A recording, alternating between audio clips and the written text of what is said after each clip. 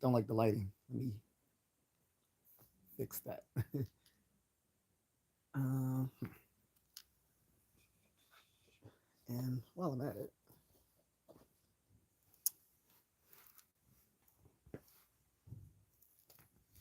uh,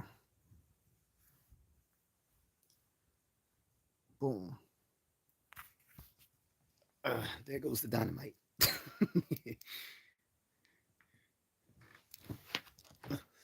Since people think I look like Rhodes, boom. No, that's not what he said. Forgot what he said. All right.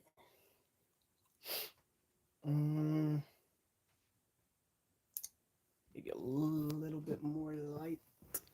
Let there be light. Yeah. All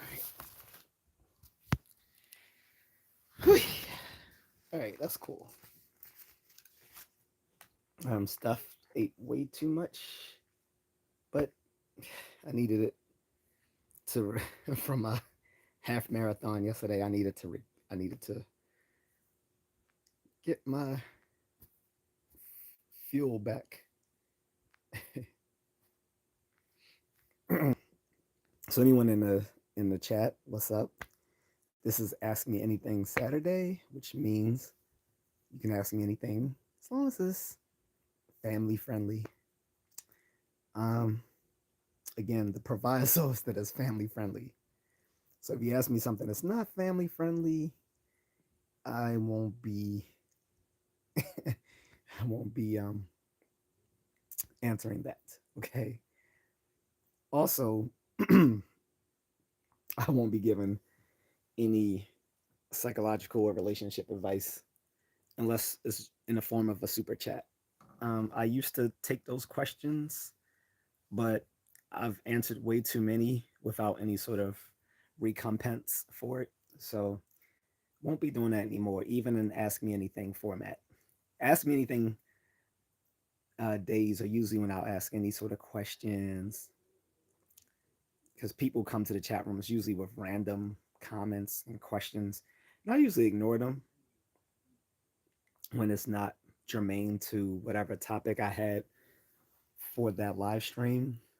But when I do Ask Me Anything format, I'm open to any questions or comments as long as they're family friendly, right? Which means that they are YouTube friendly. So when I say family friendly, I mean they are YouTube friendly questions and comments. They're not YouTube friendly, aka family friendly. I won't be responding to them. Um, Also, uh, again, I won't be answering psychological questions or relationship questions unless it's in the form of a super chat because I've given out way too much information for free.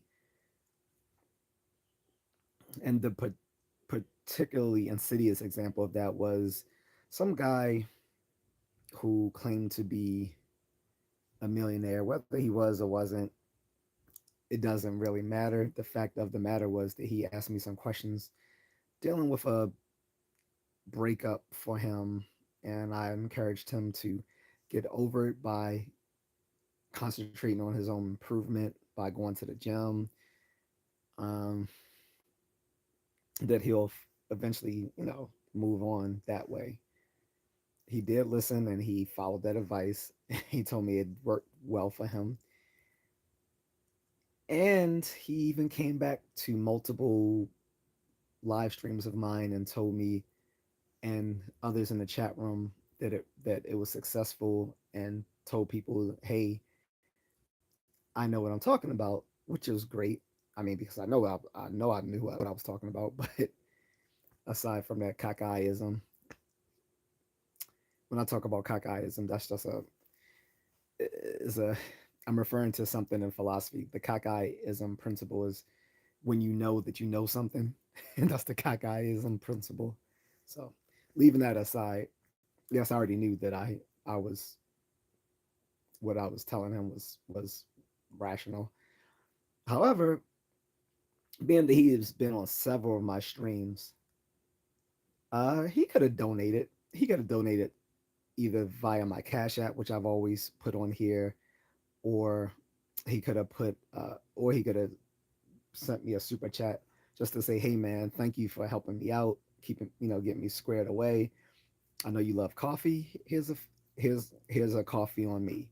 That would have been cool, but someone who claimed to be a millionaire or whatever couldn't even give me like $5 for a coffee. So that's why I won't give free psychological or relationship advice again ever, unless it's through a super chat. Carlos, what's up? He said, "Does Stephen A. Smith hold out longer than expected?" Um, I'm not sure what you're referring to. I'm not a sports aficionado. The only thing I know about Stephen Smith right now is that he's been contemplating running for office in 2028. Um, that's the extent of what I know, and that he's criticized the Democrats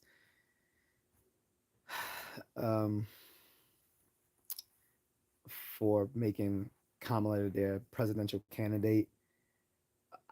Outside of politics, I don't know what Stephen Smith has really been discussing outside of like politics or stuff like that. Because I know he's a former athlete and he does a lot of sports uh, sports commentary. Oh, he apologized to Jasmine Crockett. I didn't know he was even beefing with her. Um, I wouldn't apologize to the hoe for anything, but um, I guess he, if I guess he is probably serious about running for office if he feels he needs um, to ameliorate any sort of misgivings he has with someone who's now stepping up in her political in her political career, because she's, I think, contemplating running for U.S. Senate um, in the midterms. So I guess that would make sense. When you're in politics, you got to make, sometimes politics makes strange bedfellows. I don't like the whore, so um, I, for one, I hate how she has this fake ratchet sister girl thing going on. She is not a That's not her real lifestyle. Like, she grew up privileged and in private schools.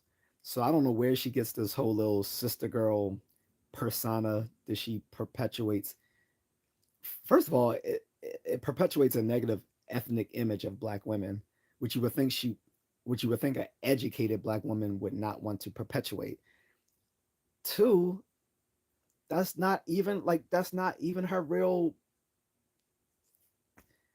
that's not how she really is. I don't it's so disingenuous,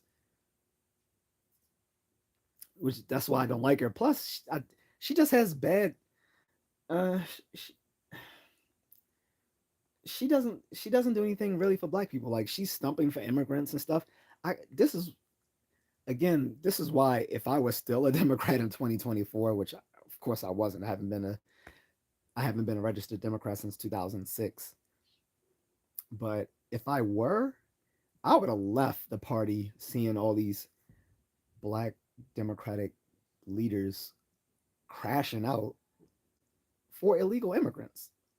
Not only that, the fact that these illegal immigrants are taking up resources from the black community, she lost me on that, and on so many other things. I can't stand her. Carlos says the fake bro, the fake pro blacks got to him. Oh,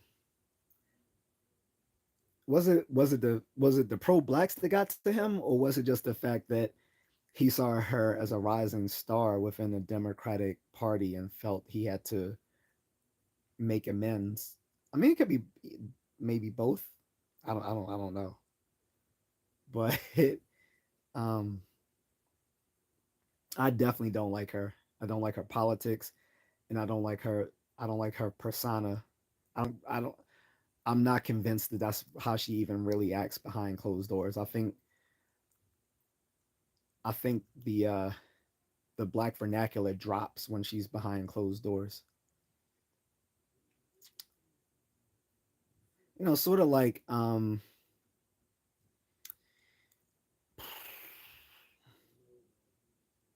Sort of like what was the Hilton? What's her What's the chick that's the rich blonde chick who I would smash even now? Hilton, Paris Hilton. Remember for years when she first came out in the early 2000s, she had that. She used to um have this. She used to affect this whole Valley Girl sort of persona. Oh my God, yeah, that's so wild. Like that. Then she came 20 years later. She admitted that she made up that whole persona just to you know just for Hollywood. That's not how she really talked. Like she started talking in um her normal vernacular, in her normal so in linguistics there's things called idiolect. So you know how you have a dialect and you have both regional, you can have a regional dialect, you can have sub dialects, you can have ethnic dialects, which are called ethnolects, which is how they're spoken by a particular ethnic group. Like black people might talk a different way in Baltimore compared to white people, and so forth and so on. So you also have idiolect. Idiolect is how an individual talks. So we from the exact same place, but we will talk uh, differently. Um, we'll have different speech patterns and effects and stuff like that. That's an idiolect.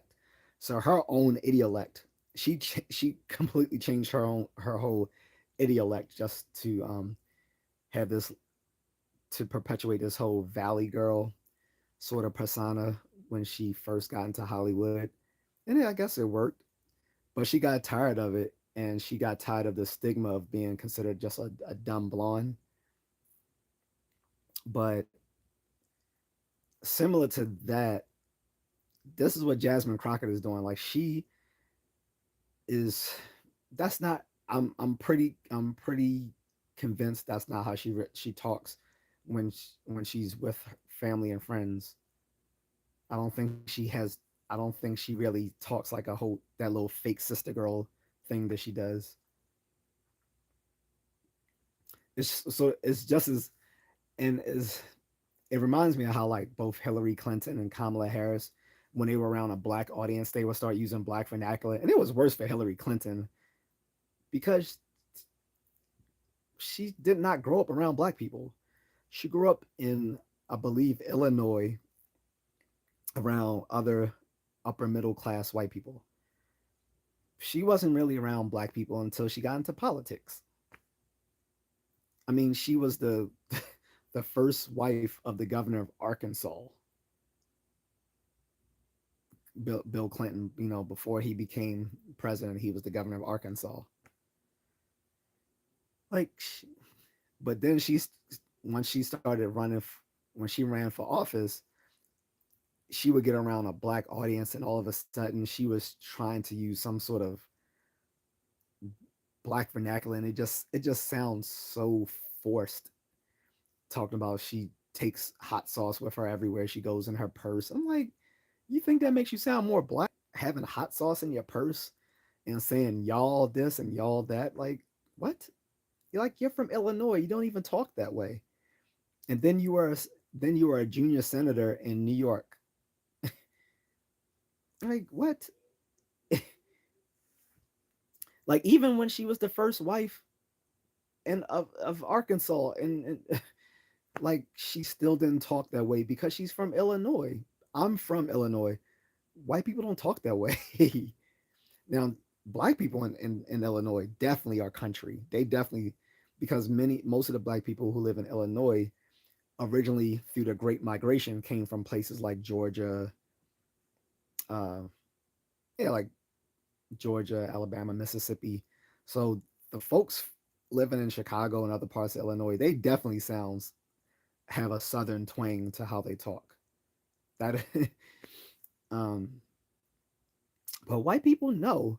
white. If you want to know what white people sound like from Illinois, just watch any Chris Columbus movie, any of the old movies from the '80s. All those movies and those little um, rom coms and coming of age films, uh, like Uncle Buck and Weird Science and all those Pretty in Pink, 16 Candles.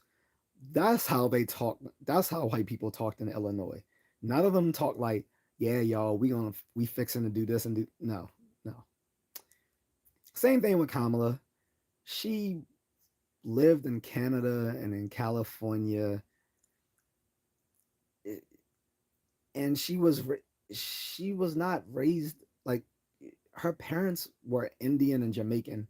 She never sounded like a Southern black woman, and I'm pretty sure she wasn't even around a bunch of. Well, she was probably around black people in California, like particularly like in the Bay Area, but I'm pretty much assuming she wasn't around a lot of black people until she attended Howard U back in the 80s.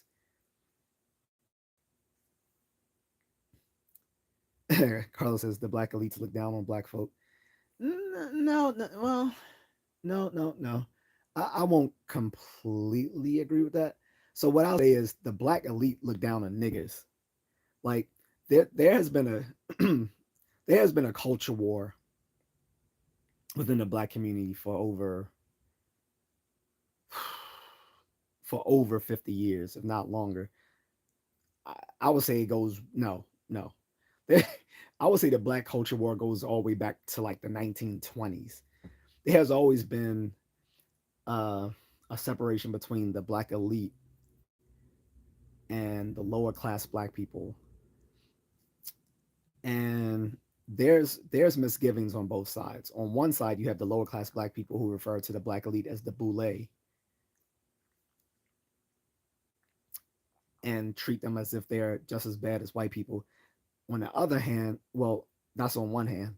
On the other hand, you have the black elite who often look down on lower class black people because they think they invite crime and poverty.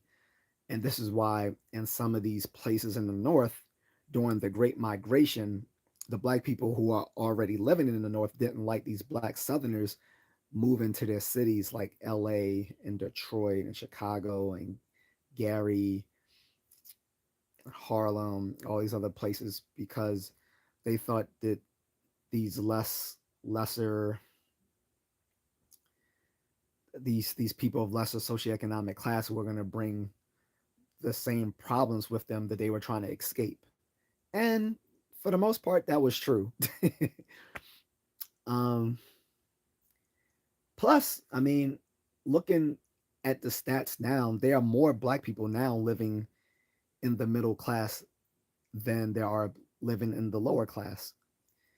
So this has forced a further schism between the black elite and the lower class because a lot of the low, not all, but many of the lower class are the ones with that YN hood culture. Like you don't see that YN hood culture within the black elite. That's within the lower black classes of folks. Um, and I reject the YN culture. Like it's degenerate. So if I'm going to side, I'm going to side with the black elite. The black elite are not destroying the black community. They're not hurting other people. They're not causing black fatigue. They are given a good. They are given a good. They're given a good rebuttal to the ethnic black image that was created by ninjas for for for several decades. So we need the black elite. The black community would do well to embrace the black elite instead of shunning them. We are the only community that shun. Well, I won't say the only. The Latinos do this too, but I, blacks and Latinos, I think, are the only communities that shun their elite. Like, particularly in the Latino culture, it's mostly they mostly embody blue collar virtues. What's up, Lyman? He said, "My man, what's up? Been a while, yeah." But yeah, so the Latino culture embodies blue collar values. So often, when young Latinos go off to college or they get um, jobs that aren't trade that aren't you know related to skilled trades, they are often like shunned within their community. Like are you like I thought it was particularly bad in the black community. I think it may be worse in the Latino community, where they will look down on Latino elites. Like, dude, well, I should be sorry. I should be more specific because this is not all Latino culture. I'm gonna say specifically in the Mexican culture. I want to be precise because I know some Latinos are gonna be like, no, my man, that ain't even true. So let me be more precise. Within Mexican culture, they look down on their elite more so than blacks because within Mexican culture is mostly blue collar. So when they see young Chicanos going off to college and getting you know quote unquote white collar jobs, they they often look at them like like they look at them as if they're not even Mexican anymore. And black people have done that with their own too. Like, you're not black you know if you have uh if you display academic curiosity, you're whitewashed, you're a sellout, you're corny, blah blah blah blah. If you're articulate, you're trying to sound like a white person. Um, if you are if you have career ambitions beyond whatever, beyond just getting by and moving out the house when you're 18, you're again whitewashed, trying to be white, blah blah blah blah blah. And I just find that particularly that's I find that a very pernicious trait within the black community, and also again within the Mexican community. Again, I can't speak for all Latinos because I want to correct myself from you know 5 minutes ago. Like I said, both within Mexican and black communities, I find it very pernicious that we punish our elite. Carlos says the black community should embrace black excellence. Absolutely. This is my problem with pro blacks because they will say that we need to embrace, like one of my friends. I think his I don't know. I think I think his health problems are getting to his head, or maybe he was always just that obnoxious and stupid. But he says that we should embrace all parts of blackness, not just black excellence, but but the hood culture too, which he calls everyday blackness. I'm like, don't call that degenerate stuff everyday blackness. That is, we should not be embracing that as part of the culture. That should be seen as aberrant to the culture. If you embrace degeneracy as part of everyday blackness, then you're basically giving fuel to the racists and the very white supremacists who say these things about the black community. Like, you're embracing the very things that we are trying to distance ourselves from. And like I said, we've been doing a very good job of it because most black people, particularly black men, have moved solidly into the middle class. Oh, what's up, Mark? What's going on? He said, "Hey, how's it going? Love watching you. Thank you." Um, Carlos was saying Kamala washes greens in her bathtub.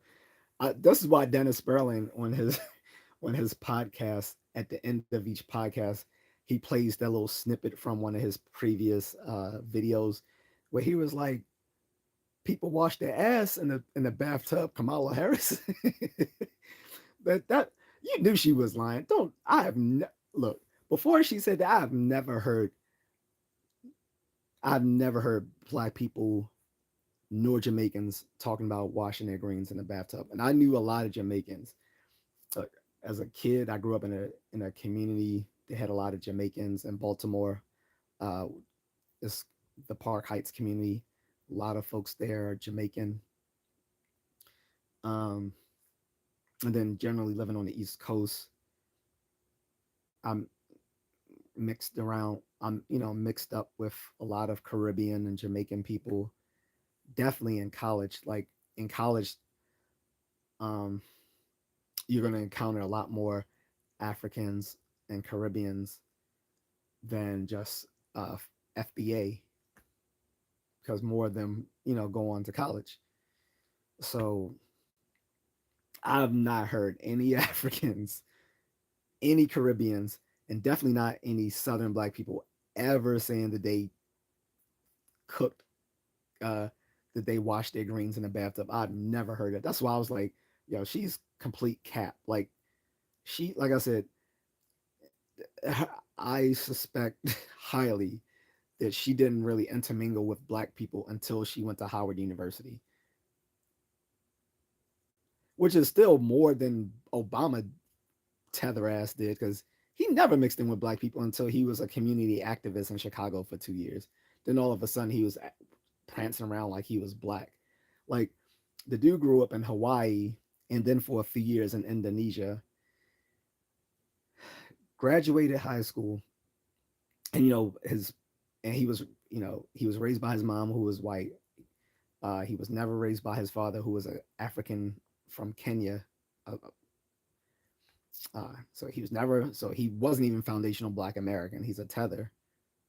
And I'm not saying he's a tether because his father was an African immigrant. I'm saying he's a tether because he's never been a part of the black community, but he's used the black community for his own political advances, which is parasitic.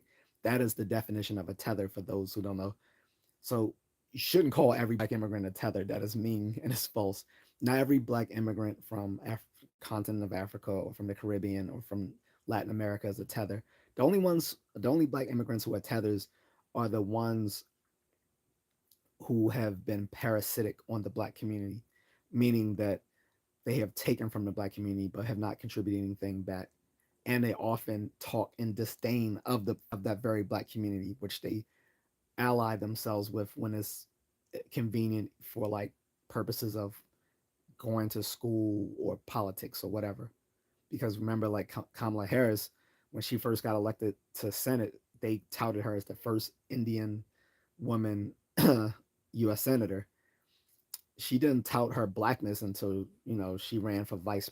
I mean, she ran for president, and then when she became vice president, they were saying, "Oh, this is the first black female vice president." I'm like, "Oh, I thought she was Indian." Even Trump pointed it out, and people are mad at him for pointing it out. But look, if other black people had pointed out, and they did, by the way, people that took it more seriously because there were definitely other black people pointing it out.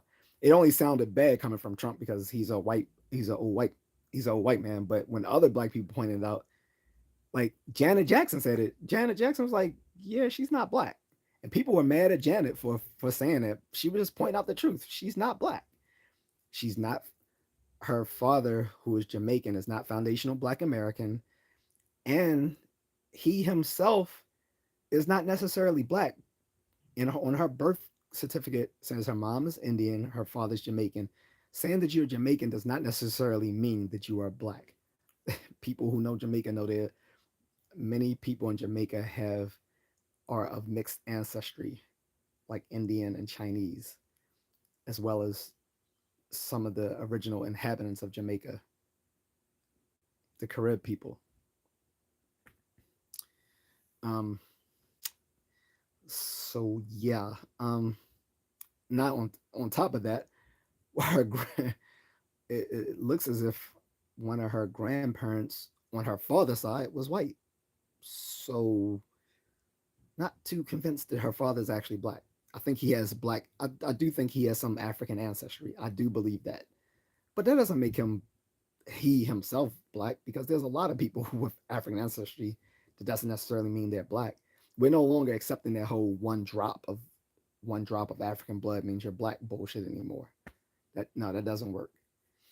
Um, anyway, I'm going on a tangent, but yeah, she look, she's not black, but at least she interacted with more black people than Obama. Because like I said, growing up in Hawaii, then later for a few years in Indonesia when his mom remarried an Indian man who became his stepfather, which is why his half sister is Indonesian and white. He talked about her in one of his autobiographies about how when he was running for office in Chicago, like some of the politicians were trying to hit on his sister. But anyway, um, once he left high school again, where he was not intermingling with black people, because anyone knows Hawaii, there are not black people in Hawaii. The only black people you see in the majority of black people you see in Hawaii are are are in the military, are stationed there in the military. They are not native. There are very few black native Hawaiians. Very few. The majority of folks are white, Japanese, Filipino, and native Hawaiian. Um, in any case, once he actually came to the mainland, to the coastal to the mainland of the United States, he went to Occidental College in California, a predominantly white institution. And then he transferred from Occidental College to Columbia University in New York. Again, a predominantly white institution and Ivy League school. After he graduated from there, he took a break and became a community activist in Chicago to buffer his resume. I don't care what he says in his book. I know that was basically to pad his resume to go on because he already got offers to school, very elite jobs, which he turned down. You don't turn down going to elite jobs to become a lowly paid community activist unless it is a stepping stone to something greater, which is exactly what it was. He did his 2 years as a community activist in Chicago, where he actually, for once, intermingled with actual black people. And then he went on to Harvard Law. So he's Fugazi. He and Kamala are both tethers. Sorry for that long soliloquy.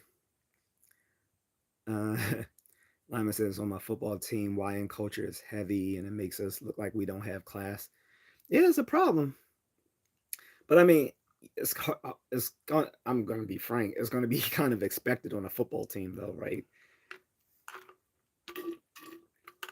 Like, I assume most people on a football team aren't going to exhume a lot of aggression and bravado, which fits right in with YN culture if they're people under the age of 30. Carlos says, what other cultures embrace their degenerate side? Oh, many. So this the so-called degenerate side behavior research, honor cultures. We often refer to these as honor cultures, where we're talking about the wild wild west of the late 1800s in America, the refugee camps in places across Asia and Africa and Eastern Europe, um, or uh, some of these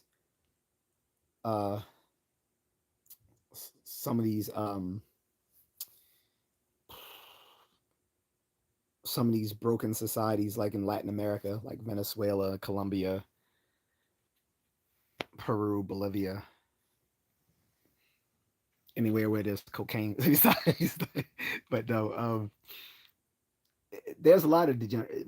Like I said, honor cultures are exemplified by um,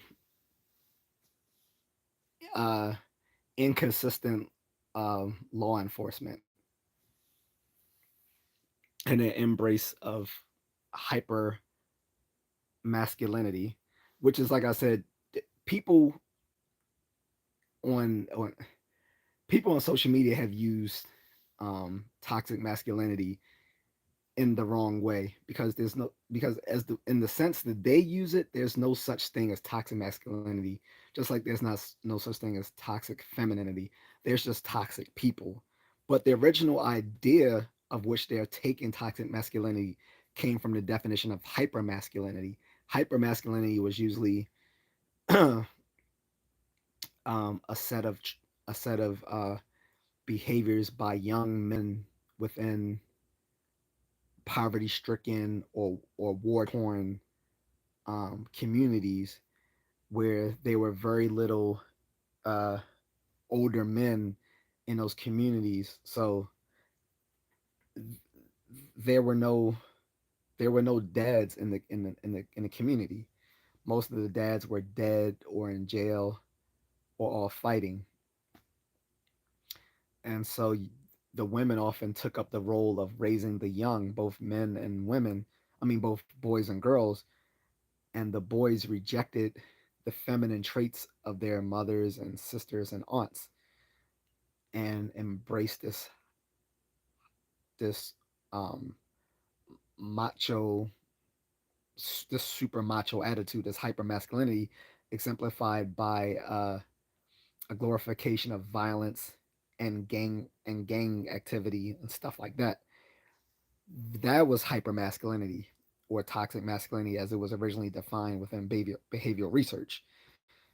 Um, so honor cultures again usually exemplify people displaying hyper masculinity, and it is usually very little law enforcement. So a contemporary example of honor cultures today is life in prison. That is an honor culture. These same people who could not abide by the laws of the land will enforce the most will who are will talk about how unfair the justice system is, will imprison and expect everyone in prison to embody a certain type of unwritten rules and will enforce them with the most brutal and draconian methods, which is very ironic that people who didn't want to abide by the American justice system and think it's unjust and unfair will then themselves push upon everyone else a very inequitable system of behavior regulation on everyone else in prison, and then go by enforcing it through brutal, even fatal means.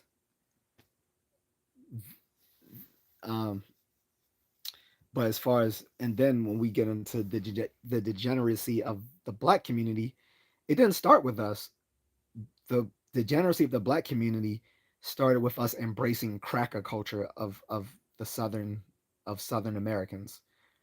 It was often written about. Thomas Sowell has mentioned this many times that if you look at old news articles from say like the 1700s and 1800s, if you didn't look at the people they were referring to and just instead just read how they describe these people and their behavior, you would think they were talking about black people today, but they were talking about white Americans in the South, so-called cracker culture, because these people came from parts of like Scotland, Ireland, and parts of northern England,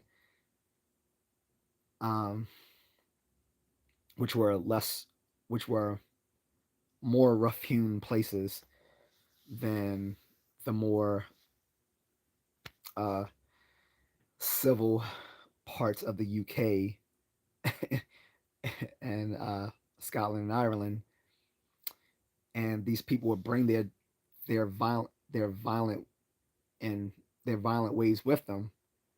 And so white people from more upscale parts of the South as well as from the North will often talk about these people in the way that we talk about YNs today. Like these people act like a bunch of animals. They don't know how to act. All they do is drink and fuck and get high. All this, all this sort of stuff. Like you would think they were talking about black people today. This was Southern cracker culture or redneck culture. This is why in Thomas Sowell, when he wrote a book about it, he called it um, Black Rednecks, White Liberals, when he was referring to how urban how urban black communities today are just a reflection of embodying the Southern cracker culture uh, of the antebellum South. So yeah, all that stuff, all, all everything we think of like degenerate black people today came from Southern white America.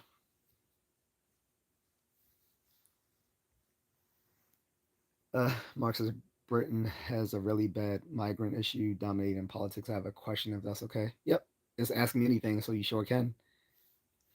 Carlos says, why is it no one ever asked Obama to speak a different language? Uh, I don't know. Did they ask him? I'm not sure. I know. I think when he finally visited, hit the Kenyan side of his family, back in Africa, I think he did learn some Swahili, but he was fluent in Indonesian and Bahasa Indonesian language.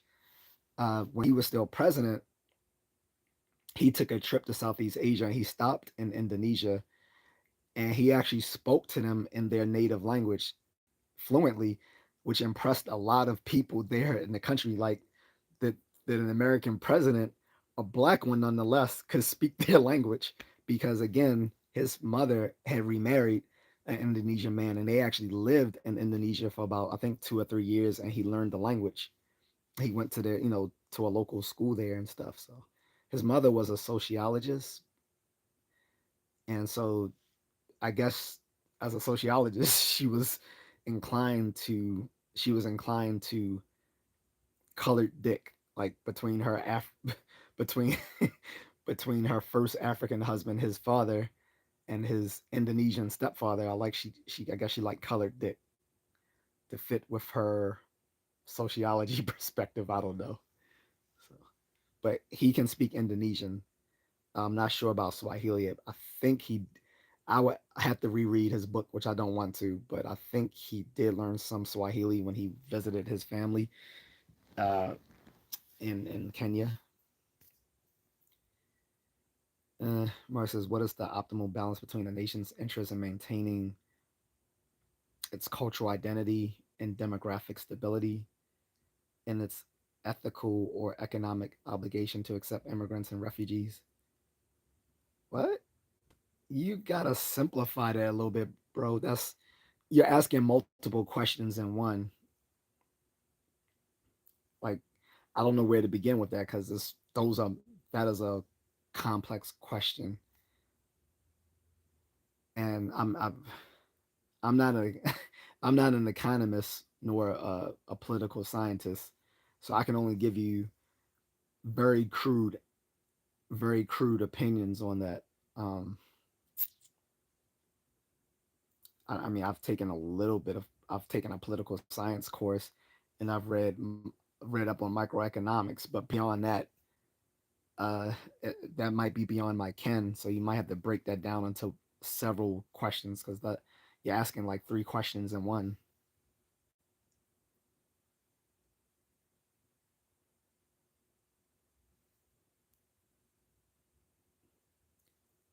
Carlos has often said that ghetto culture is like redneck culture because it is.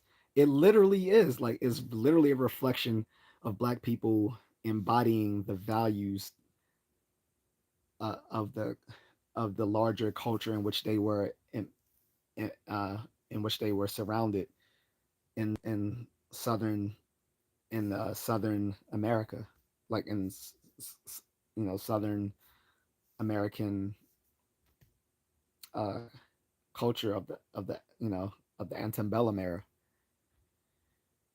It's not a coincidence. Lime says these ICE protests have been really embarrassing for Hispanics like myself because they're acting like toddlers with behavior issues. Yeah, there's so much wrong with the ICE protests. Like, one, the illegal immigrants hurt the illegal aliens hurt the legal immigrants of their culture. Like, and I've said this many times before, the people I think who are or should be the most upset about these illegal aliens should be the legal Latinos, because the ones who are here legally had to go through had to go through all the hoops and hurdles to be here legally, right? Um, or there are folks who always lived here, because there were some Latinos who always lived in, parts of California, Texas, New Mexico, and Arizona. Um, but even the ones who migrated, like I said, they had to go through all the hoops and hurdles to be here.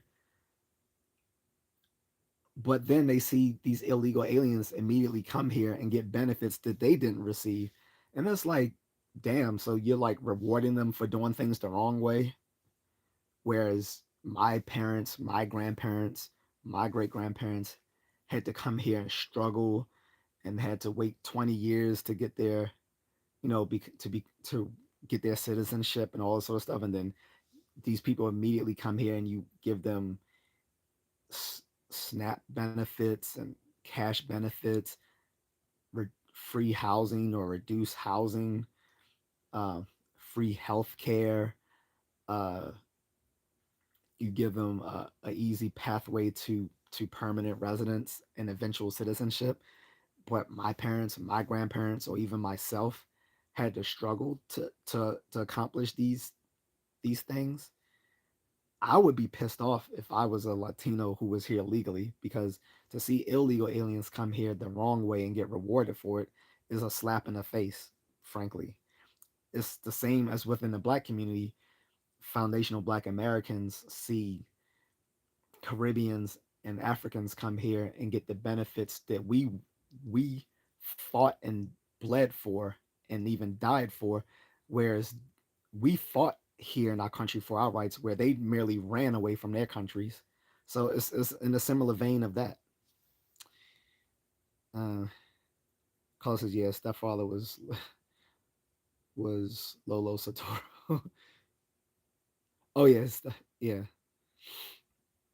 Mark says, well done. You think Britain should take immigrants on skill like a lot of other countries, as we seem to just let everybody in? Yes.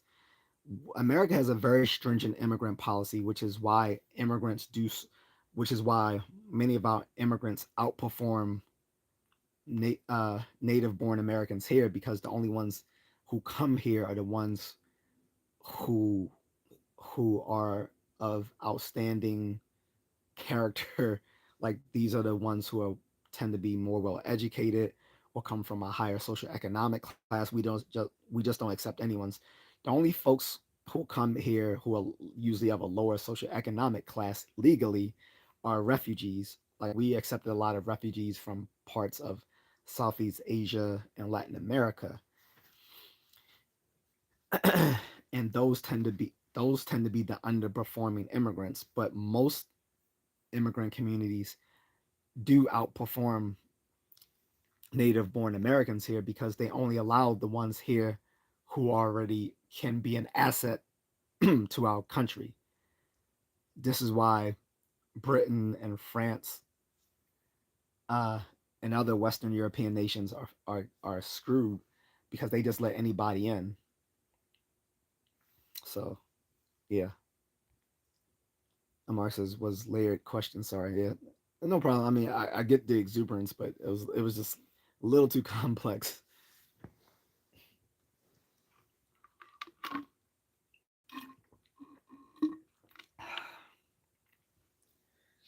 Of course, the other issue is when you allow high performing immigrants in, then sometimes the native born folks feels there's a tension with them outperforming them in academia and in the more cerebral career fields.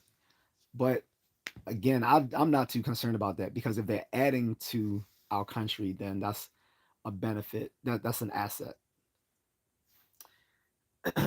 But yes, I'm not a politician in the UK, and I'm pretty sure they wouldn't want to hear what an American thinks. But yeah, if they put more restrictions on who can come there, it would probably improve the lot of the UK.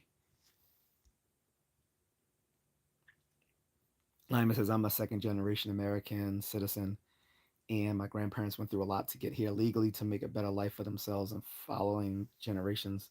These illegals got special treatment. Exactly. That's what I'm saying. That's why I'm saying if I were Latino, by the way, I do have some Hispanic ancestry, so I, I was saying I might start putting that, checking that off when I apply for jobs and shit. But anyway, but um, again, if I were Latino, I would be pissed because if my parents, my grandparents, my great grandparents, who whichever generation preceded me and coming to provide a better life for me came here through the legal uh, procedures, did everything as should be done the hard way, and then seeing all these illegal aliens immediately get all the benefits of a legal migrant here by doing things the wrong way, and then seeing politicians out there actually stumping for them in a way that they didn't for my my parents or myself, I would be pissed. I'd be highly pissed. And you do see that within the Latino community. A lot of white liberals don't acknowledge this schism within the Latino community. This is why this is why 60% of Latinos voted for Trump. 60% of like people keep acting like black people were the fault. Like black first of all, black people are only 13% of the population. Let's get that right. On top of that, most even though the this has been this the previous election was the most you ever seen black people vote for a Republican in modern times, that was still only like 15% of us. About 85% of us still voted for Kamala. So you couldn't blame it on black people, but somehow they every time something goes wrong, they want to blame it on black people. Like we don't make first of all, we don't make up enough of the general population to affect a difference in the in the electorate unless the vote came down to us. Second, 85% of us still voted for Kamala. So when Latinos and other folks are saying lashing out at black people, like we had nothing to do with it. Plus, we warned Latinos a long time ago, stop allying yourself with white people thinking because let's be honest, a lot of Latinos have for decades tried to have the U.S. census mark them as being white, but the not well hidden secret was that most white people don't consider them white, and we warned them, and they didn't listen to us when they only would want this black and brown coalition when stuff happened to them. They never helped us on our issues, but they always want us to help them on their issues. And after this election, we were like, yeah, we're done with that. We're just sitting on the couch from now on. We're sitting on the couch. We're sitting this one out, fellas. And again, it was 60% of the Latino community that voted for Trump. And part of that reason is one, a lot of Latinos see them as white. And the second reason is that a lot of Latinos who came here through legal means don't like the illegal aliens. So, yeah. What's up, JR? Lana says they want free medical care for these illegals, which they won't get, and don't want the government open because of that. Right. So we having a whole government shutdown over the question of giving illegal aliens free emergency medical care, which comes out of taxpayers' pockets. And then the Democrats want to throw it on the Republicans. Like, no, this is something like most Americans don't want across the political spectrum. Like, yeah, there are some people on the radical left that are for it, but most people in America are moderates. They don't want illegal aliens getting free health care. Most of us can't even afford our own health care. Like, come on.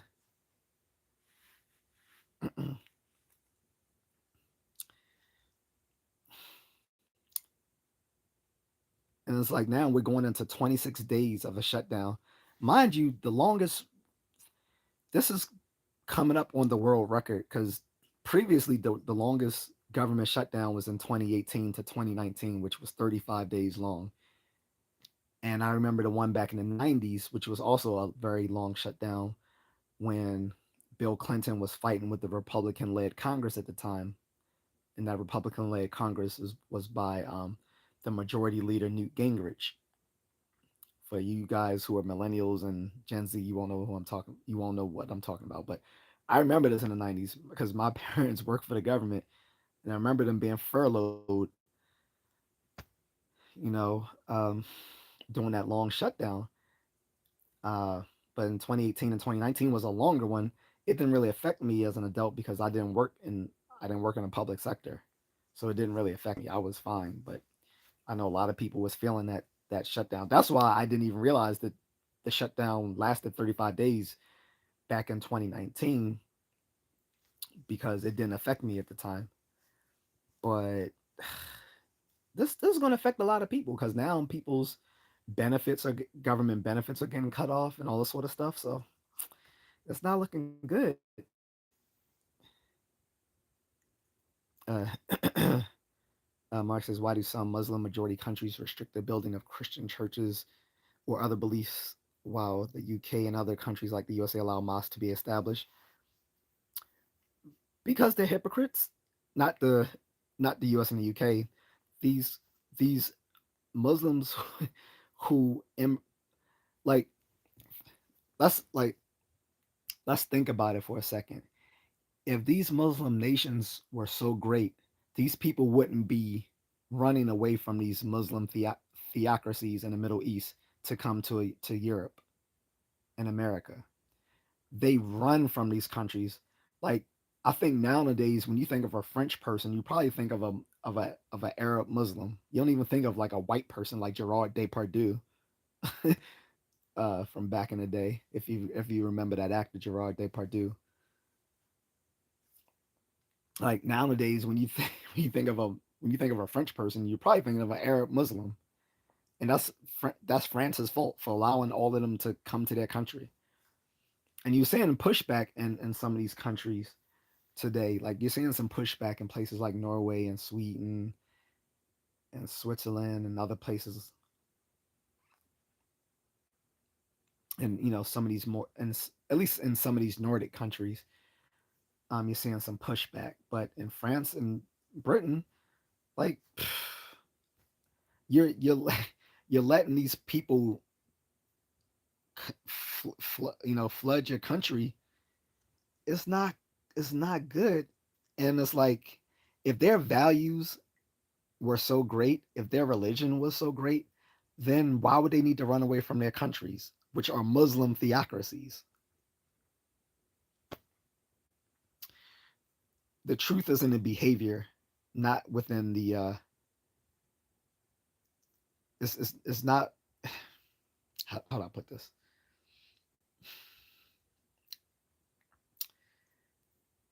The truth is the truth lies within their behavior, not within their doctrines.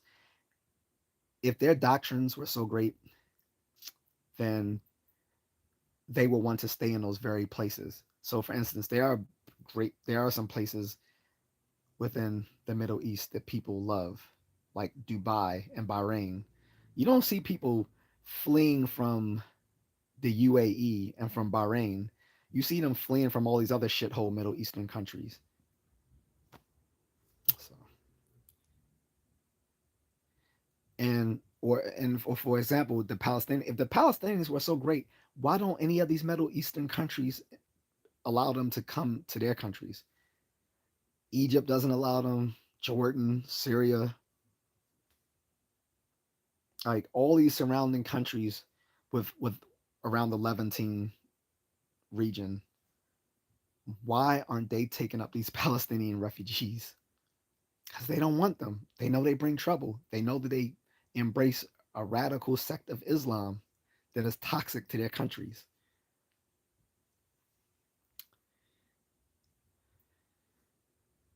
Like Lyman says, at least they got paid.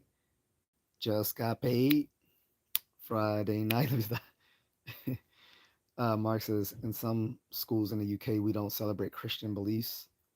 In case of offending other religions, should Christian countries stay strict on our beliefs? I mean, that's beyond my ken to say what beliefs they should hold because I'm atheist, so I'm not. I find all these Abrahamic religions kind of nonsense, to be honest. If I'm gonna be perfectly like honest, I find all these Abrahamic religions to be, you know, fairy tales of people who walked around in the Middle Eastern sun for too long. um, but the difference is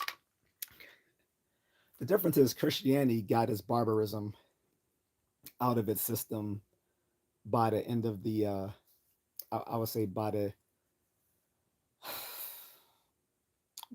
1600s, 1700s, Christianity had been done with its barbarism, whereas is the Islamic world was still fully fleshed in it. Like the problem with the Middle East is that they still practice a more middle age version of of Islam that needs to adapt to contemporary times.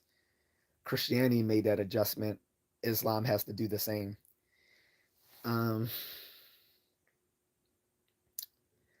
far for be far be it for me to say what they should celebrate or this and that. I mean, the UK is still officially. It's not. I can't speak for specific schools, but the UK is still officially, the Church of England. Is still officially under the Church of England. Like that's still the official religion of the UK is the Church of England. But we've had similar issues in America too, where people stopped saying Merry Christmas because they didn't want to offend people, so they would just say Happy Holidays instead.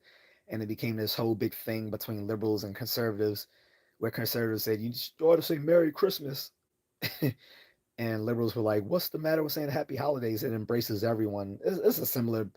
It, the, these are not real. These are pseudo problems. These are just pseudo problems. That I don't take that stuff seriously. These are pseudo problems. These are like these. In other words, these are just problems of how we choose to speak with one another. These aren't genuine problems.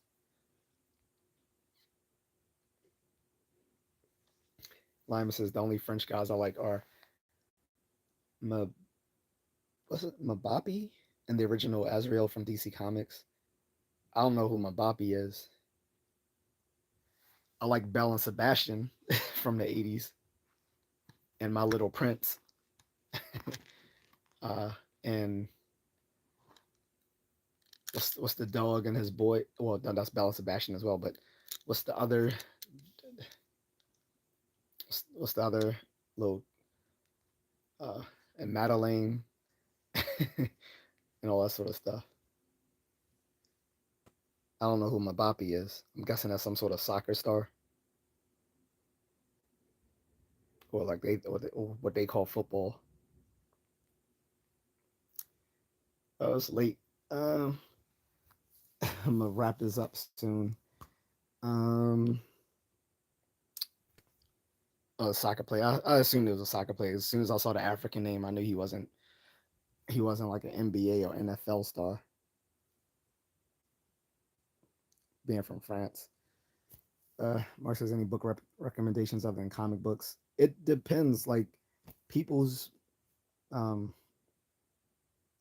people's reading uh mm, what stuff people like to read is kind of subjective. Like I read textbooks for fun, and find I'm pretty sure most people would find that kind of dry.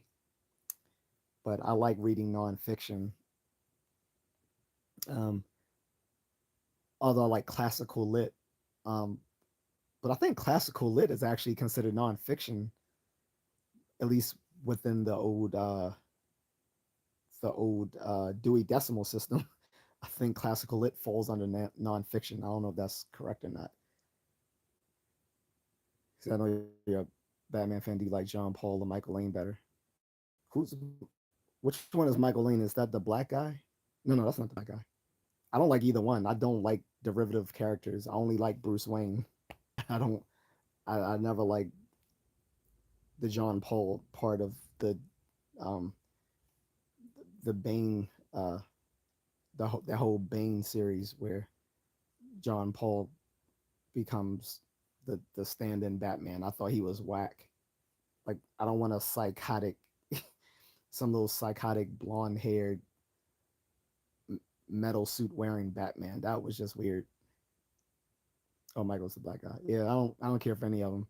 I don't even think I've read any book with Michael Lane in it. I don't know if that's the young guy. Because there was two black bat characters that I know of. There was the one in Africa, and then there was the one who was the son of the Wayne Enterprises CEO. Both of them took up the mantle, uh, not as Batman themselves, but as part of the uh, the whole Bat uh, part of the Bat family. Michael's Corner Arkham Knights. I haven't played that series. I never really cared for the Arkham games, the Arkham series. Um, but yeah, I don't like derivative. I don't like derivative characters. I don't like Superboy or. Oh, thank you, brother. Carlos gave me said for my coffee. Appreciate that, man. But yeah, I don't like derivative characters. Like I don't like Superboy and the, the Black Bat and um uh I like the legacy characters. Like if there's a legacy character, I prefer the legacy character over the derivative character. It's only been a few times where the derivative character was greater than the legacy character. Um, so for instance, the Flash. So the legacy character wasn't, was from the golden age, and he wasn't even a Flash like the Flash is today. Like he like he had like this little mercury helmet on. Um, he wasn't the fastest man alive, I guess, for the golden age he was. But the silver age Flash became the bigger, more iconic version of the Flash, right? Same thing with Green Lantern. Like the golden age Green Lantern actually had a freaking Green Lantern, uh, but the Silver Age Green Lantern, right, became the better known and more iconic character. Who else? Mr. Terrific. The original Mr. Terrific again was from the Golden Age, not the black guy we see today. But again, the Mr. Terrific that came about in I believe the 70s. I think he came out in the 70s. Thank you, Mark. Thanks, brother. Guys, I love coffee, so thank you a lot. You know how much I love coffee. I'm literally drinking caffeine right now, by the way. That's what I'm sipping on. Sipping on some scissor. No, I'm playing. But no, so yeah, Green Lantern, The Flash, Mr. Terrific. Who else was a bigger derivative character than the Legacy? It's been a few others. Oh, Batgirl. So the original Batgirl is not the Batgirl from the original Silver Age. So when they first formed the Bat family, which was in the Silver Age of comics, there was a Batwoman and a Batgirl.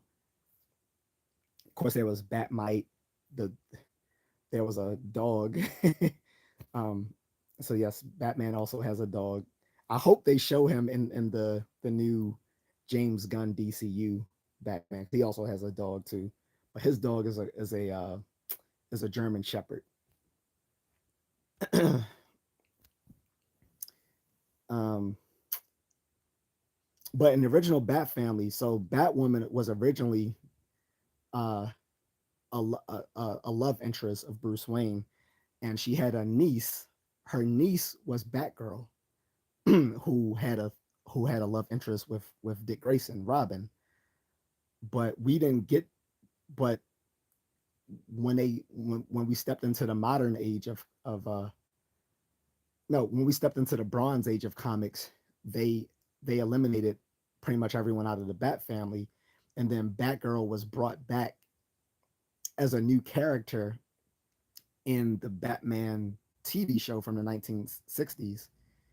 Uh, Barbara Gordon, where now she was the daughter of James Gordon, the commissioner, and that's what made it into the comics today. Was a lot of people don't know a lot of stuff from the Batman comics came out of the movies and TV shows, and then got incorporated into the comics. Like the Bat Cave that came out of the old 1940 serials, the slimmer like sleek look of Alfred came out of the movies because originally he was this portly little bumbling idiot in the golden age. Um, like I said, Batgirl came out of the 1966 TV show. Uh, so she's a derivative character that's more iconic than the original version. And the new Batwoman, who's now a cousin of Bruce Wayne, not a love interest, uh, was formed. That came out of the 90s. But anyway, I prefer legacy characters over the derivative characters. And I think most people prefer the legacy characters too. That's why back in 2014, the all it was 2012, the all new, all different Marvel reboot failed because most people these didn't like these derivative characters. The only derivative character that did well come out of the all new, all different Marvel was Miles Morales. Everyone loves Miles Morales, but that's because he's not a he has his own personality, his own foibles, his own like he's a likable character. He's just not some plain Sue type character. So he's another derivative character I like. Not as much as Peter Parker, of course, but I do like him. Lyman says don't really like Supergirl. I well, I kind of like Supergirl, but she's not a Mary Sue character. Like she has her own little foibles, and there's been so many different versions of her as well, right? The current version they're going to use in the James Gunn DCU is going to be based off of what's that comic book uh, writer's name? I forgot, but he's actually local here in Maryland, so I've seen him several times, either at Comic Cons or at the comic book store Third Eye. He's been there a lot of times signing comic books and stuff, and he talks to people. He's a very down to earth dude. So a lot of stuff from the new Superman was based on stuff from his comics. Well, not from his comics, but they brought him on as a consultant for the movie. And the new Supergirl film that comes out next year is going to be based on a graphic novel that he did about her. I can see why some people don't like her because again, most people don't like derivative characters. I would just say that I won't consider her a derivative character because she's not a female Superman. She's just a relative of his, and she doesn't she doesn't set out to replace him, right? So, but yeah, I get it. uh, Daniel Barry says, "Yo." I'm even saying she looks just like a Superman cosplayer. Again, so it depends on the version of her. So there was so many different versions of her. I remember going to Six. I don't know if you ever went to Six Flags Great America, because Six Flags is kind of failing now. Well, the one local to me, well, the one local to me is Six Flags Great Adventure. The one that we used to go to when I lived in Illinois was called Six Flags Great America. Um, so the Six Flags here in Maryland, I think, is partly owned by the former Orioles pitcher and like Hall of Famer Cal Ripken. Uh,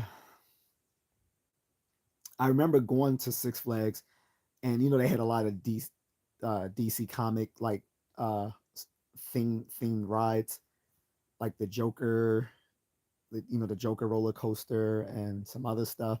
And they had a whole bunch of like stuff from like Hanna Barbera and DC across the Six Flags.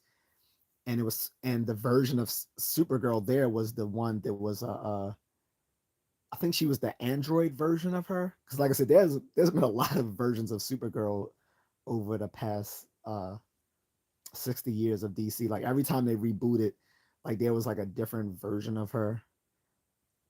Like like for instance, Power Girl is actually Supergirl from Earth One, from Earth, from the Earth Two, and Earth Two in DC. Earth Two in DC Comics was the original Golden Age heroes. So Power Girl is the original Supergirl from Earth Two, the original Golden Age of DC Comics, who became older and was the only living person from that universe after the Crisis on Multiple Earths, where they destroyed all the other multiple universes. She was like the only person living. There was a few other people. There was Alexander Luthor, and there was the Superman, but they all end up dying in the second Crisis. Because there was Crisis. Yeah, the first one was what, Crisis on Infinite Earths. Then the sequel was Infinite Crisis or something like that. There was multiple crises like where they would come together and make this. They would have these books that take everything from the DC comics and do like a hard reboot of the universe for new readers. And so, like I said, with the Crisis on Infinite Earths, they destroyed all the different multiple and parallel dimensions so that new readers could jump fresh into the comics in the 80s and 85 without having to read a huge backlog of comics going all the way back to 1939. No, 1938, sorry. Uh, so she was the only character left from the golden age of DC Comics, and she was aged up and became Power Girl, where now she had a huge set of titties that she would show through a little window on her dress. She was the original Supergirl. What I like about DC is they tend to give each character something unique about them, but Marvel makes characters similar to each other a lot. Both both DC and Marvel do that. Both of them are guilty of that. But I mean, you have others. You still got Image Comics. You got Dark Horse. You have what what's the other one? Image, Dark Horse, and what's the other one, guys? Help me out. um, the one with that currently has like uh GI Joe and Transformers and Ghostbusters and all those other. But anyway, and most of the people from Image came from Marvel. They let when they led a revolt against Marvel back in the 90s, they formed Image Comics. But then another not trying to convince you that Supergirl is great, but another great thing about Supergirl during the Crisis on Infinite Earths was that, so like I said, the Earth 2 Supergirl was saved and she became Power Girl in our universe. But the Supergirl from Earth One originally died in that. That's why there was a new one that came out in the 80s who was like a android or some, I forgot what she was. I think she was like an android or something. And that's the one they showed at Six Flags, at the Six Flags amusement park, because she was the one known within the mid 80s. But the original, but the canon Supergirl at the time, she died in Crisis on multiple Earths, and she, it was, if you haven't read Crisis on Infinite Earths, you gotta read that. It was legendary. She took down the Monitor herself. Like, so they were all about to die, and she just went full fucking Super Saiyan and was like, "No, we gotta stop him." And she fought the Monitor. So if you don't know how powerful the Monitor is, the Monitor is a multi-dimensional being from outside of the DC metaverse, right? Um, and there's the Monitor and there's the anti-Monitor. Then you find out there's multiple Monitors, but we don't need to go into that. So she fought not the Monitor, she fought the anti-Monitor herself. she she fought the anti-Monitor herself when everyone was about to die, including Superman. She, like, those panels, that was probably some of the best written shit I ever read. That and the Flash, like, dying by literally outpacing death itself. Like, this is the science fiction at its best. Like, she fought the anti-Monitor barehanded herself, and she died defeating him, just to give them, just to get, save them so that they could keep going to try to save uh the, the last few universes left that the anti-Monitor hadn't destroyed, because he was about to destroy the last universe, which would have been them themselves, where they were being held in a pocket universe. um she fought him, like, she didn't kill him, but she fought him barehanded and defeated him, but it cost her life. And when she sat there and when she died, like, Superman of our universe at that time, well, the multiple universes, the Earth One Superman picked her up and let out this huge yell. Like, it's one of the most iconic drawings from the 80s for DC Comics, is when you see Superman, because it's both Superman. It's like Superman from Earth 2 and Superman from Earth 1. And you see the Superman from Earth 1 just cradling her body as she lies lifeless, as after she defeated the Anti-Monitor. That, even if you didn't like Supergirl, you you would respect her after that. I'll say that you would definitely respect her, because that was some that was some gung ho shit. That, seriously. Anyway, moving on. Like, Mrs. Marvel is a really good series in some aspects. It depends on I don't like anything they've been doing recently, honestly. Um, the last recent things I bought from them was, I had bought the reboot of Spider-Man back in 2022, and I had bought the reboot of Captain America. So I bought Spider-Man number one in 2022, and pretty much I only bought it because I like the cover art. A lot of people, let's be honest, a lot of people will buy a new comic just based on the cover art itself. So I bought Spider-Man number one 2022 because I love the cover art, and then I bought Captain America number one 2023, not just for the cover art, but because it kind of gave a reboot of his beginnings. It didn't change his beginnings much. It just gave like a new. It just kind of rewrote it. IDW, yeah, that's what I'm talking about. IDW has some great comics. between, like I said, uh, Ghostbusters, He-Man, Transformers, GI Joe. Recently, they sold off He-Man and GI Joe, unfortunately, to I think they're called to Skydance. I think it's Skydance. But Skydance, what they did was they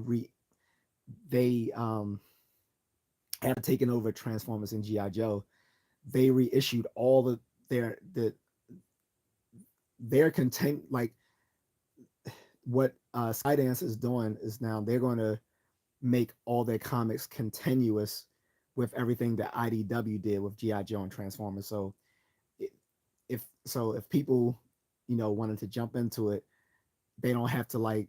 It's not like they have to throw away the storylines from IDW. It's continuous with what Skydance is doing. I forget, is it Skydance or Skybox? What I think it's Skybox. I can't remember, but anyway, Skybox bought the franchise from them, but they are keeping it continuous. But they started their own stuff with Transformers and GI Joe, where there's a where they where the GI Joe and Transformers are in the same universe with each other, and it's called Energon, the Energon series. So the Energon series is both GI Joe and Transformers, but the other stuff is still continuous with everything that IDW did with GI Joe and Transformers, and they reissued all the stuff from IDW under Skybox or Skydance, whatever it's called. I got a GI Joe figure. His name is Sergeant Stalker. You mean Sergeant Slaughter? You mean Sergeant Slaughter, right? Stalker. I don't remember what Stalker's rank was, but I think you're probably referring to Sergeant Slaughter. If it's a white guy with a big burly mustache, he has aviator glasses, he has a drill sergeant hat on, that's Sergeant Slaughter because he's based on the old WWF wrestler Sergeant Slaughter. He still actually he still actually cosplays as Sergeant Slaughter today. The the wrestler, the former wrestler, and he used like and he did his own voice acting as the character in GI Joe. Skybound, yep, that's who it is. Stalker. Okay, so you talking about Stalker? He was from he yeah Stalker. So yeah, Stalker was from the first wave of GI Joes. He comes from the very first wave. That's why I wasn't sure if you were saying Sergeant Slaughter or Sergeant Stalker because no one refers to him as Sergeant Stalker. They just call him Stalker. Like most of the characters, none of them are referred to by rank unless it's part of their code name. So like General Hawk, like that's part of his code name. It's just General Hawk, but that's his real name, General Hawk. um, which is funny because he wasn't the first. General Hawk came out in the first wave of characters as well, but back in the first wave of GI Joe, he was a colonel, not a general. And then when the second wave came out, then he was now a general. He got a promotion. Duke was originally just a first sergeant in E8. Then in later reboots, they turned him into a commissioned officer. Stalker, I don't remember his rank. He was probably like an E5 sergeant.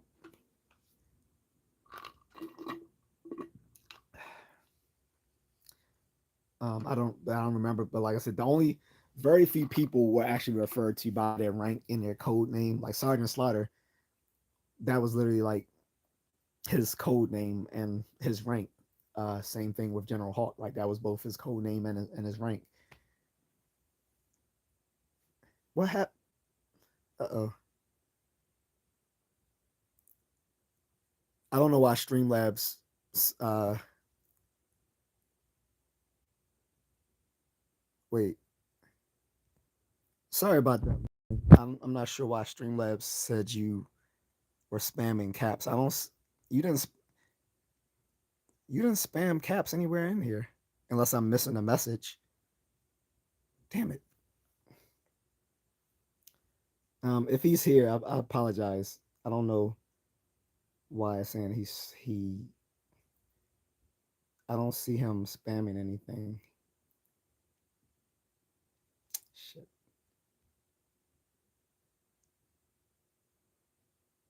Uh, are you back, Lyman? Sorry, that was the Streamlabs AI. I don't see anywhere where you spam Cap, so I'm not sure why it timed you out.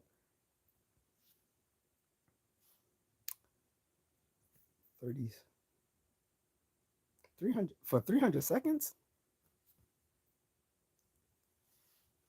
That's wild. Because again, I didn't see you spamming in spam Caps.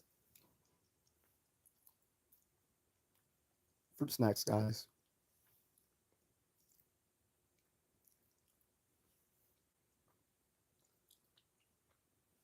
Um, by the way, originally this live was going to be a recap, not a recap. My wife and I talking about the Boys series, and I said if she enjoyed doing that, we can make that like a normal thing, like maybe not weekly, but maybe every couple of weeks or so, we could go over movies and TV shows that we watch together, and you could get her opinion on some of these shows that we watch here in America that she's not that they don't watch there, but stuff that she rarely watches. So,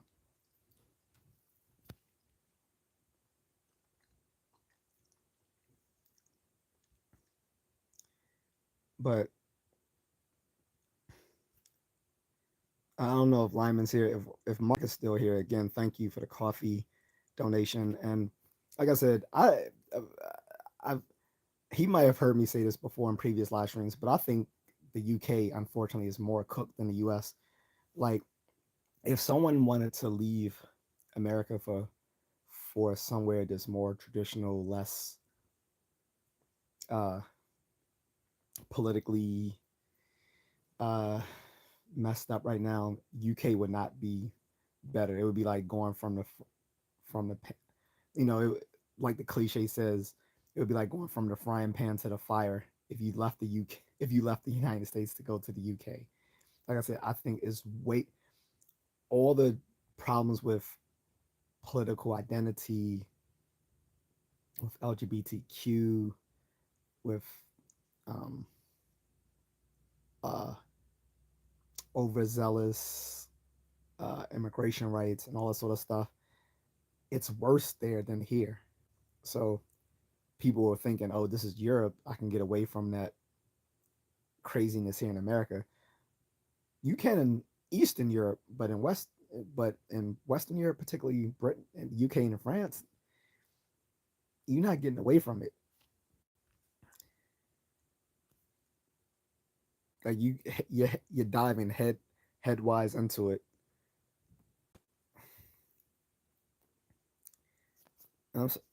Why can't I see my comments? What's okay? Mm,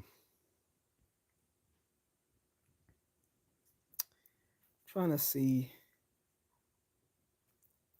Hmm, what's this? I can put this. No, I don't want to use that. Um, hmm,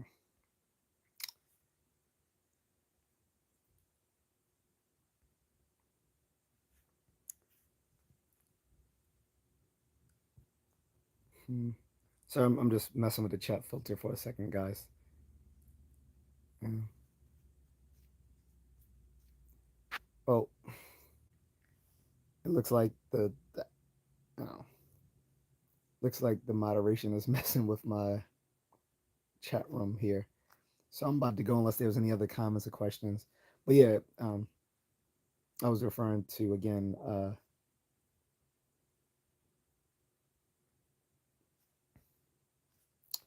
Like now I gotta view all the deleted messages. I don't know why I deleted everything. That was crazy. Uh, yeah, IDW and yeah, Skybound. Skybound has bought out some of IDW's franchises. Although I think it was only Hasbro. I think IDW still retains um, the licensing to other stuff like again Ghostbusters and a bunch of stuff. He Man. Uh, and by the way, a lot of stuff used to be under Marvel imprint back in the day. A lot of stuff. under IDW and Dark Horse. A lot of Star Wars was originally Marvel, then it went to Dark Horse, then it came back to Marvel. And a lot of people argued that the stuff it did when it was under Dark Horse was the most creative because most of the Dark Horse stuff for Star Wars was part of the expanded universe. Lion says Hasbro does the figures, but IDW does the comics. Yeah, I'm glad you're back. Thank you. Sorry about it. That was the AI moderation. I didn't do that. But yeah, Hasbro licenses, I think, the uh, the comics to IDW, which then what is it again? Skybound. But there's too many Sky stuff in entertainment because you got Skybox, you got Skydance, and you have Skybound. Too many of those skies. But Skybound is going to keep the storyline continuous with the stuff that IDW already did. Because I already bought actually GI Joe #1 under Skybound, which is it takes the original Marvel GI Joe #1, which was then reissued by IDW, and now is under Skybound. So I was like, cool, because I have one. So I have a because I have a reprint of the Marvel one. No, not a reprint. It was a what do you call it? Not a reprint, but what do you call it when they take like an older comic and they just kind of they redo it, but it's not a reprint because it's under a different title. So instead of it being GI Joe #1, it was called Tales of GI Joe. So I have that. So it's not as worth as much as GI Joe #1, which came out under Marvel back in the early '80s. But this is a Marvel one, I believe, but it's a reprint. So then but I still wanted GI Joe #1.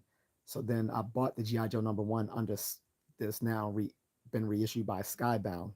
I know it's confusing.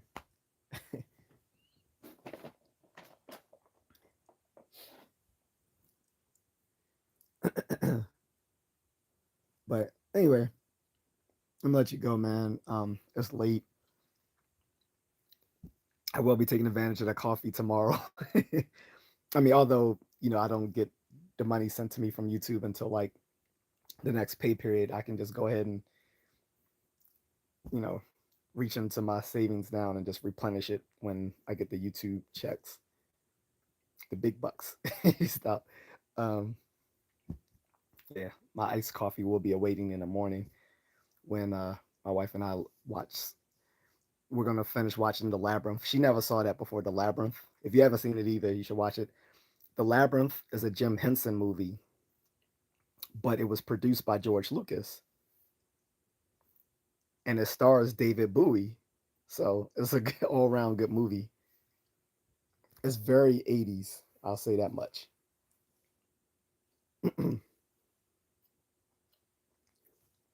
Cobra Viper seems badass. You talking about the figures? The figures are. There's so many different Viper figures. The Techno Vipers, which is my favorite. Yeah, I think everyone's favorite. I think that's one of the favorite ones was always the Techno Vipers. My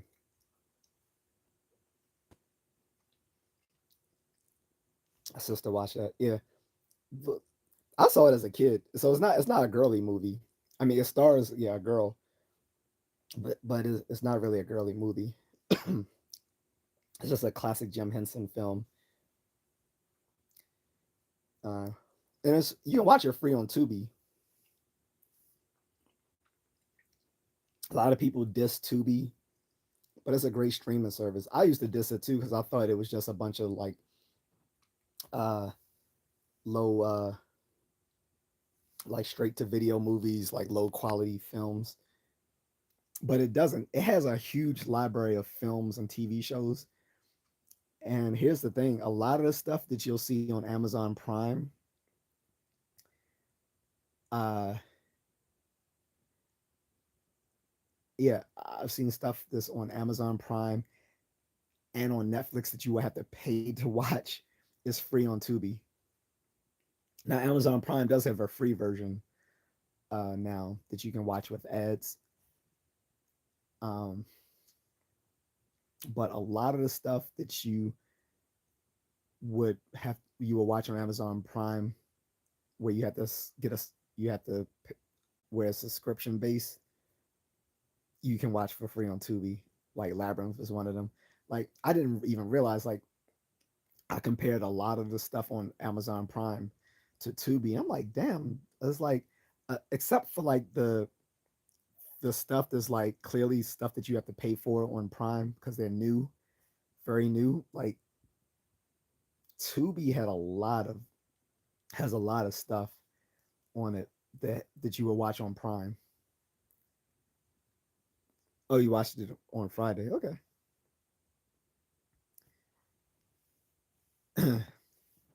But yeah, so yeah, my wife and I are going to finish that. We only got like halfway through because since it's uh, when she's overseas or when I'm overseas, whichever you want to call it, we're 12 hours apart.